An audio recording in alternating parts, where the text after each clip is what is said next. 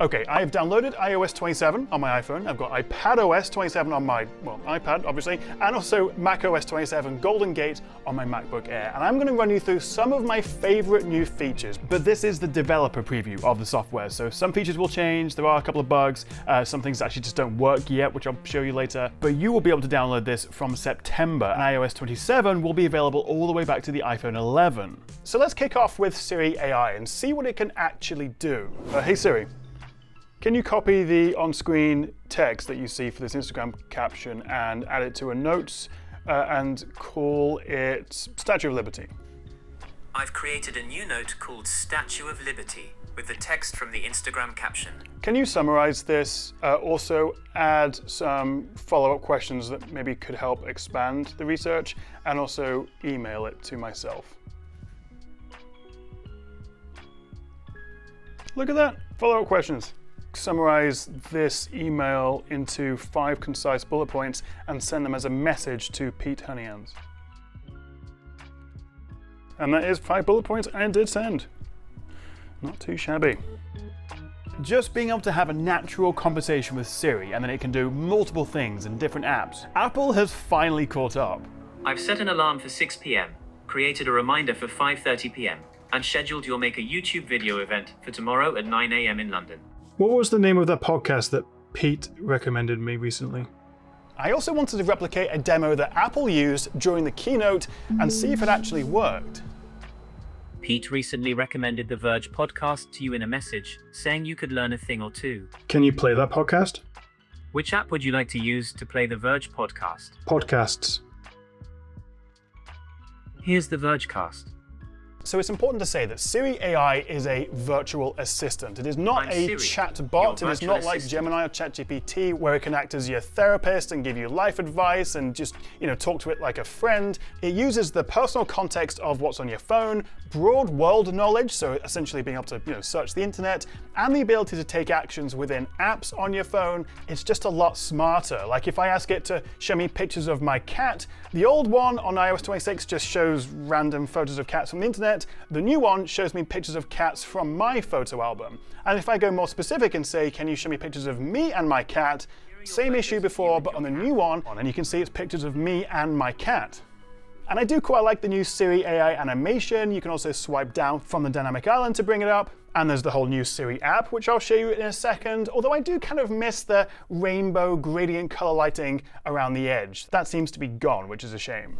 Hang on though, this is really important. There's lots of confusion about what features will be available for what phones, and there are two exclusive features only available on the iPhone Air, 17 Pro, 17 Pro Max, iPads with M4, Macs with M3. Basically, they require 12 gigabytes of RAM. And one of those is this advanced dictation. Currently, I have a preview option here in the keyboard. This essentially gives you an even more accurate voice-to-text transcription, dictation, and you can use more natural language. I'll show you in a second. The only other exclusive feature to these most advanced models is the expressive Siri voice, which I do have the option for on my phone, although currently I can't seem to use it. Nothing I press changes anything.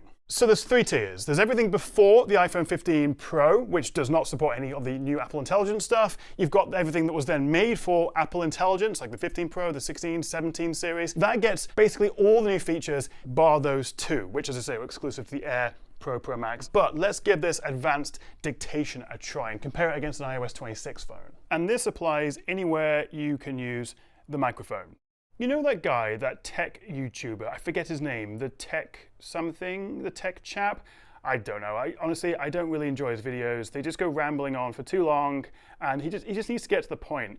There's so many other better tech creators out there, like, well, I mean, there's too many to list. But yeah, Tom, the tech chap, I think his name is, I'm not the biggest fan. I don't know why I subscribed, and if anything, I should probably just give this video a thumbs down, unsubscribe, and then say something mean about him in the comments, because that's the only way he will learn. What do you think? Let me know. We do also now get a dedicated Siri AI app, which doesn't do an awful lot. Essentially, it's just a hub for all the past conversations you've had. So you can go back and see what it said, you can continue the conversation, and importantly, this will be synced across all your devices. And you can see the Siri app does take advantage of the larger screen size, with the previews on the left and the full conversations on the right.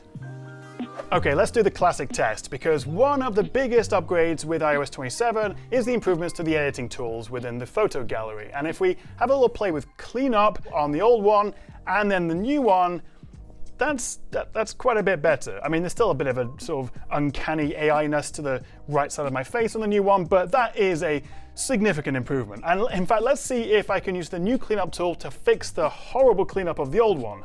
And the answer is almost. It's widened my face a bit there, but I mean, that's not bad given what it was working with. But as well as that, we have two new editing modes. The first being Extend, which you can probably guess what this does. This lets you extend your photo by up to 25%, and it does a really good job, actually. I'm going to use this quite a lot, particularly as, if iPhones take 4:3 photos typically, and if you want to post it as a story on Instagram, it then crops it in from the side. Expanding the photo a bit will give you a better looking Instagram story. Although, just be careful with people and faces when you expand photos, because it can get a bit creepy looking. So cleanup works, expand is a really cool new tool, and then we have reframe. You probably saw this. This is like the headline new feature, and this lets you kind of expand but also rotate in 3 dimensions your photo. And it seems like you can play with a sort of 20 to 30 degree rotation of the image, so you can then recompose. Final images of my reframe seem to be lacking in a bit of color. They look a bit washed out. That is a bug, Apple tell me, and they'll be working on that. And there are some larger questions about, does this take the soul out of a photo? What even is a photo anymore? But I think for simple reframings, if your composition's a bit off, definitely worth having a play with. And it does seem to work quite well. Remember, all this is still in beta. It will only get better ahead of launch. But then what you can also do is combine all these 3 tools. So I've downloaded this image of a Porsche. I'm going to use the cleanup tool to remove that little bit of text at the top left. I'm then going to expand the image, the full 25%, as it was quite cropped in before. And then with reframe, I'm just going to shift the angle a little bit to make it a bit more interesting. And you can see just how much you can change a photo from the original to the cleaned up, extended, and reframed photo. So let's put all 3 to the test with my little photo here with Saf and E from Bored at Work, and see if I can improve this photo a little bit. See what you think. Although I do like the fact that we've been given the same pair of shoes pretty much for all of us, like this neutral grey Converse. And of course, all the photo app upgrades with cleanup and extend and reframe are also available on your iPad and your Mac.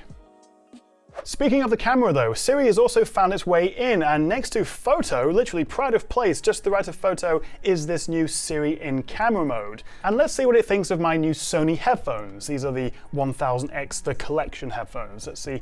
AirPods Max by Apple. Let me just double check with Siri, because I don't think that's true. Nope, it's doubling down. It's definitely confident those are the AirPods Max. Okay, it's not flawless, but again, it's still beta. And if we scan my PlayStation 1, yeah, that's bang on actually.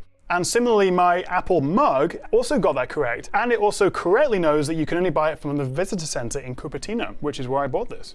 But also within this Siri camera mode is the option to look at the nutrition of photos you take with food in it. And it's actually got this wrong. This is Special K, I have you know, not Frosted Flakes. Although I grant you they do look very similar. I do want to play with this more because it could be a really useful kind of guide about the nutritional value of what you're eating. But in my first test, the nutritional difference between Frosted Flakes and Special K is quite significant. This is also one of my absolute favorite features. If you use Safari, you can, let's say you want to wait for the PS5 Pro price to drop. Rather than having to check the website every day and hoping and maybe miss it, you can actually go down here, click on Notify Me, this new feature, and then every time there is a change on the website, whether it's tickets are available, stock comes in, price drops, whatever you like, you can get a notification. It'll basically use this phone to periodically, and you can set the frequency, check the website. And it will happen even if your phone is in sleep mode. So let's set that, notify me, price dropped from current value. I can then change the frequency, let's make that daily because it'll go out of stock really quickly. And that is it. When the PS5 Pro on this website drops in price, I will get a notification. For this kind of thing, if you're waiting for concert tickets, if you use Safari on iPhone, iPad, or Mac, that is pretty cool. One of the absolute dumbest tools to come out of Apple Intelligence, for me at least, was this image playground. And it just sort of came to represent the mediocrity that Apple Intelligence stood for when it launched. But now they've significantly improved it. And just to give you a quick demo, let's bring in the Porsche photo again. While my initial prompt of turning into a racetrack hasn't really worked, it has really convincingly made the road look wet with proper reflections. And if I then take that and say, make this more of a winter landscape with snow on the road, that's really good, although you do still have lots of different themes you can choose from. But Image Playground is something I actually might want to finally use. Let's have a quick look at liquid glass, because we have this new slider for the transparency of the glass, which applies to the iPhone, the iPad, the Mac. You can make it more or less tinted. That is essentially it, which is kind of interesting because we already did have a less and more tinted option before. Now you just have more options with this slider, so yay, I suppose. Now, Apple also said they've improved the responsiveness of the phones by optimizing the CPU scheduler. Now, I am testing an iPhone 17 Pro Max versus 17 Pro, so these are identical in terms of their speed. I can't see any real difference. But I'm hoping when you download iOS 27 on an older phone, it will have more of an impact, going all the way back to the iPhone 11, which iOS 27 is supported on. They also said AirDrop speeds would be up to 80% faster due to algorithm optimizations between devices. But in my test here, sending 50 photos between the iOS 27 device to the iPad, also running iPadOS 27, and the older software, not immediately seeing much difference there to AirDrop speeds. Now, another feature is apparently a smarter handoff between Wi-Fi and mobile data if the Wi-Fi no longer is giving you good internet access, like if you're at a hotel or the plane Wi-Fi doesn't have a good connection. I'm just going to disconnect it from the network. So it will still be connected to Wi-Fi, but the internet, my Wi-Fi no longer has any throughput. Okay, that's correct. My mobile data actually is very slow here. Yeah, that just will not go back to mobile data, even though I'm not getting any data from my Wi-Fi connection. And yet this is thought, nope, you're not getting anything from that. Let's switch back to mobile and give you something. This definitely is an improvement. This is a big one. Being able to use conversational natural language to more easily create shortcuts, which if I'm honest, I've never really even dabbled with. It kind of went over my head and I missed out, but now I feel like I might give it a try. At 1:25 p.m. every day, round up all the news about iOS 27 and Apple, summarize it into 5 concise bullet points, and create a note saying today's Apple news. When it's 1:25, get the latest Apple news, summarize into 5 points, create a new note. Oh, it's doing a thing. Daily Apple News summary. I've opened the weather, ignore that. So if I open notes, I'm not going to bore you all to death, but I'm going to spend a lot of time playing with this because I think even incorporating some other devices, health triggers and automation, I think can be really interesting. If my watch detects my heart rate is above 200 beats per minute, text Sarah and send an alert to my doctor. Yep, that's the wifey. I don't have a doctor in my name, but let's say that'll do. Check your latest heart rate, ask for confirmation to send alerts, text my wife or my doctor. Shortcuts are incredibly powerful, and while this as a feature hasn't changed significantly, being able to create these shortcuts just with natural language actually makes me want to use this. I was also really excited to show you iPhone mirroring because you can now expand it to an almost iPad size on your Mac. You can also resize iPhone apps running on your Mac, but sadly, the connection just doesn't work. There's some bug right now, I can't get it to work. But let me show you what it should look like when it does work. I'm looking forward to this, and maybe it's a bit of an Easter egg and a bit of a tease for the upcoming iPhone Ultra.